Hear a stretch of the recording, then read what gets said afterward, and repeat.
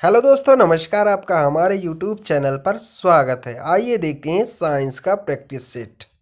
अगर आपने हमारा चैनल सब्सक्राइब नहीं किया है तो प्लीज़ इसे सब्सक्राइब कर लें, क्योंकि यहाँ पर आपको सभी विषयों का प्रैक्टिस सेट मिल जाएगा जो परीक्षा की दृष्टि से अति महत्वपूर्ण है। तो चलिए शुरू करते हैं। श्वसन मूल मिलती है जूसिया में, मक्का में, पान में या इनमें से कोई नहीं। तो श्वसन मूल जूसिया में मिलती है। ऑप्शन ए आपका राइट आंसर हो जाएगा। निम्नलिखित में से कौन सा एक जड़ नहीं है? शकरकंद, मूली, आलू या फिर गाजर। तो निम्नलिखित में से जो आलू है वह जड़ नहीं है। ऑप्शन सी आपका राइट आंसर हो जाएगा। अवस्तंभ मूल पाई जाती हैं गन्ने में, चने में, चावल में या फिर मूंगफली में। तो अब स्तंभ मूल जो है वह गन्ने में पाई जाती है। ऑप्शन ए आपका राइट आंसर हो जाएगा। जड़ें विकसित होती हैं, कैसे विकसित होती हैं? तने से, पत्ती से, प्रांकुर से या फिर मूलांकुर से। तो जड़ें मूलांकुर से विकसित होती हैं। ऑप्शन डी आपका राइट आंसर हो जाएगा। नेक्स्ट क्वेश्चन देखते हैं। गाजर है एक पुष्प, तना, जड़ या इनमें से कोई नहीं। तो गाजर जो है वह एक जड़ है। ऑप्शन सी आपका राइट आंसर हो जाएगा। नेक्स्ट क्वेश्चन देखते हैं। बरगद के पेड़ के तने से लटकने वाली मोटी जड़ें कहलाती हैं, क्या कहलाती हैं? वायवीय मूल, आरोही मूल, स्तंभ मूल या फिर वलयाकार मूल। तो बरगद के पेड़ से लटकने वाले तने की मोटी जड़ें जो है वह स्तंभ मूल कहलाती हैं। ऑप्शन सी आपका राइट आंसर हो जाएगा। पेड़ में निम्नलिखित में से कौन सा हमेशा रहता है? पत्ती, जड़, कलिका या फिर टहनियाँ। तो जो पत्ती और कलिका टहनियाँ होती है हमेशा नहीं रहती हैं। पत्तियाँ भी झड़ जाती हैं और कलिकाएँ भी सूख जाती हैं, लेकिन जो जड़ होता है वह पेड़ में हमेशा बना रहता है। इसलिए ऑप्शन बी आपका राइट आंसर हो जाएगा। आलू का खाने योग्य भाग कौन सा होता है? जड़, फल, तना या कलिका। तो आलू का जो खाने योग्य भाग होता है वह तना होता है। ऑप्शन सी आपका राइट आंसर हो जाएगा। नागफनी में प्रकाश संश्लेषी कार्य होता है पर्णकाय स्तंभ द्वारा, शलकंद द्वारा, धनकंद द्वारा या इनमें से कोई नहीं। तो नागफनी में प्रकाश संश्लेषी कार्य जो है वह पर्णकाय स्तंभ द्वारा होता है। ऑप्शन ए आपका राइट आंसर हो जाएगा। निम्नलिखित में कौन एक तना है? गाजर, मूली, आलू या ये सभी। तो निम्नलिखित में से एक तना जो है वह आलू है। आलू एक तना है। ऑप्शन सी आपका राइट आंसर हो जाएगा। आलू भूमिगत रूपांतरित तना होता है जिसे कहा जाता है शलकंद, शकरकंद, धनकंद या फिर कंद। तो इसे जो है कंद कहा जाता है। ऑप्शन डी आपका सही आंसर हो जाएगा। हल्दी के पौधों का खाने योग्य हिस्सा कौन सा होता है?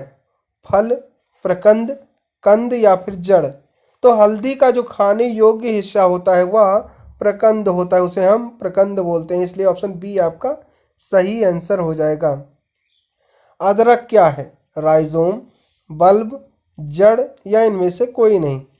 तो अदरक जो है वह राइजोम है। ऑप्शन ए आपका सही आंसर हो जाएगा।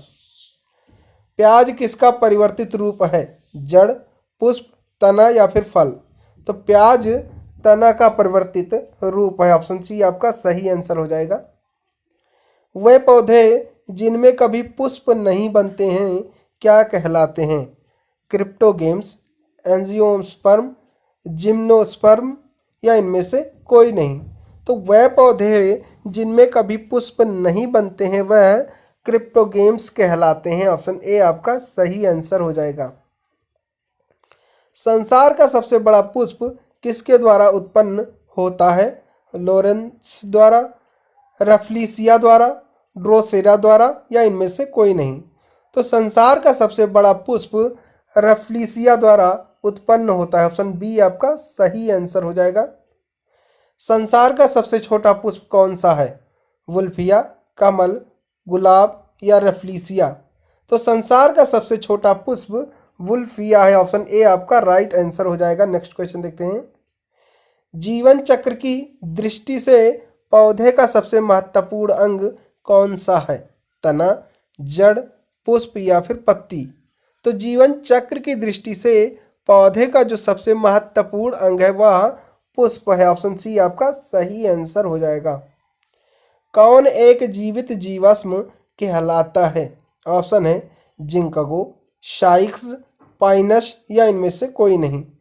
तो जिंकगो जो है वह जीवित जिस्म कहलाता है। नेक्स्ट क्वेश्चन देखते हैं। दमा एवं खांसी के रोगों में काम आने वाली औषधि इफेड्रिन किससे प्राप्त की जाती है? पाइनस से, जूनिपेरस से, साइकस से या इफेड्रा से? तो दमा एवं खांसी रोगों के काम में आने वाली औषधि इफेड्रिन जो है वह इफेड्रा में प्राप्त की जाती है। ऑप्शन डी आपका सही आंसर हो जाएगा। संसार का सबसे बड़ा पुष्प कौन सा है? तो संसार का सबसे बड़ा पुष्प जो है वह रफलीसिया है। ऑप्शन ए आपका सही आंसर हो जाएगा। सामान्यतः अंकुरण के लिए किसकी आवश्यकता नहीं होती है? हवा, ताप, जल या फिर प्रकाश? तो अंकुरण के लिए प्रकाश की कोई आवश्यकता नहीं होती है। ऑप्शन डी आपका सही आंसर हो जाएगा। किस पौधे में बीज होता है लेकिन फल नहीं होता है? बादाम, शाइकस, मूंगफली या फिर ईख? तो शाइकस में बीज होता है लेकिन फल नहीं होता है, इसलिए ऑप्शन बी आपका राइट आंसर हो जाएगा। किस पौधे का फल भूमि के नीचे पाया जाता है? ऑप्शन है गाजर, आलू, मूंगफली या ये सभी? तो जो मूंगफली होता है उसका जो फल होता है वह भूमि के नीचे पाया जाता है। अगला प्रश्न देखते हैं। नारियल का खाने योग्य भाग होता है भ्रूणपोष, पूर्ण बीज, बीजावरण या फल भित्ति?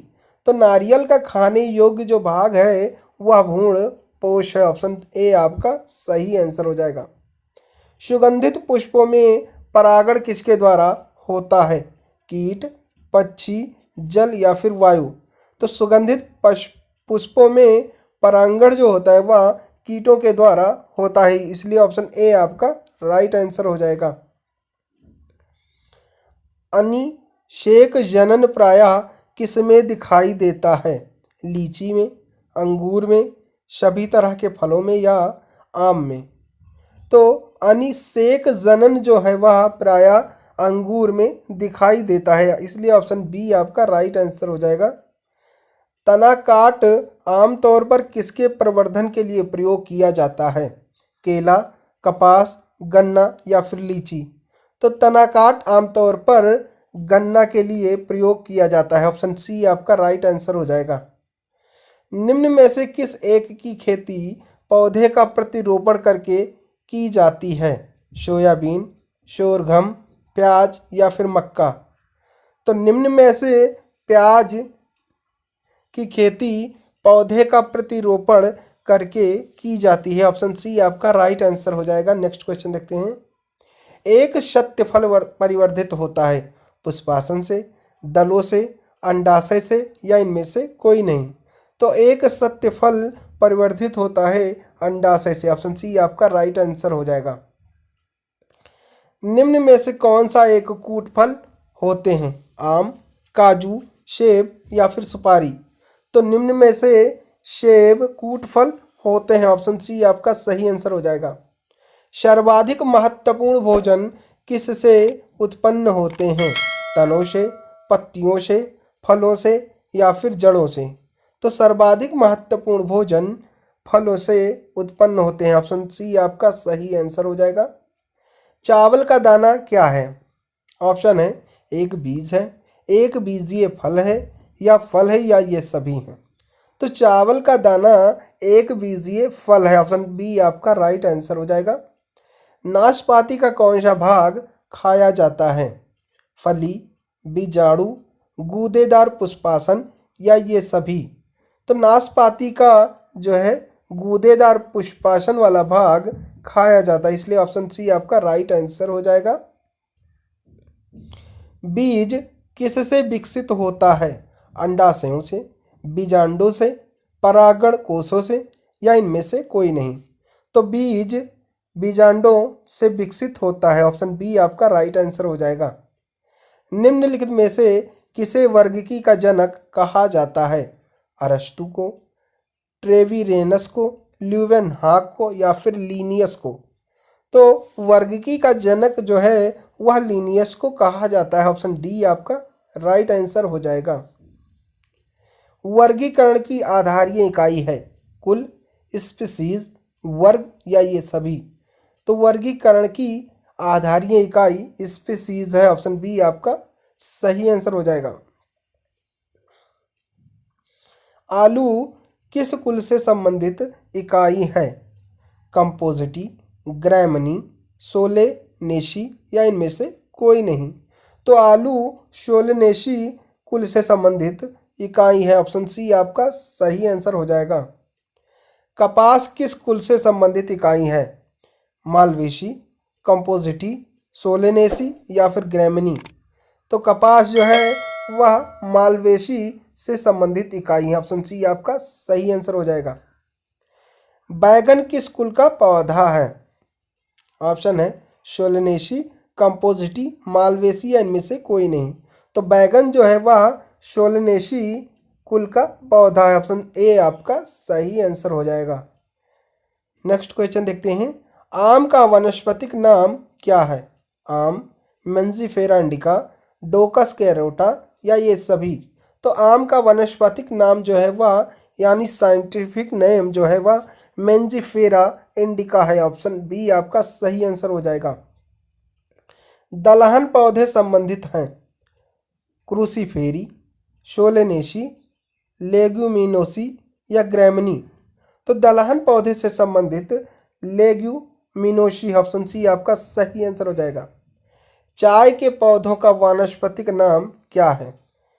साइनेनिक्स, थियासाइनेनिक्स, साइनेंसिस थिया या ये सभी? तो चाय के पौधों का वानस्पतिक नेम जो है वह थियासाइनेनिस है। ऑप्शन बी आपका बिल्कुल सही हो जाएगा।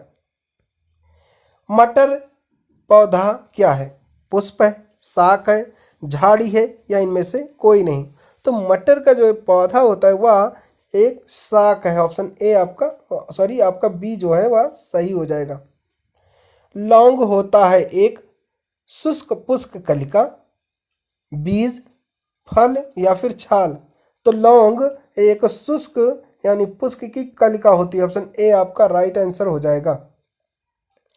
फूल गोभी के पौधों का कौन सा भाग खाया जाता है? पुष्पक्रम, पत्तियां, जड़, ए एवं बी दोनों? तो फूल गोभी के पौधों का जो भाग खाया जाता है वह पुष्पक्रम हो जाएगा। ऑप्शन ए आपका बिल्कुल सही हो जाएगा। नेक्स्ट क्वेश्चन देखते हैं। पौधों के किस भाग से काफी प्राप्त होती है? जड़ों से, पत्तियों से, बीजों से, फलों से? तो पौधों के जड़ों से काफी प्राप्त होती है। ऑप्शन ए आपका बिल्कुल सही हो जाएगा। निम्न में से कौन सा एक मानव निर्मित धान्य है?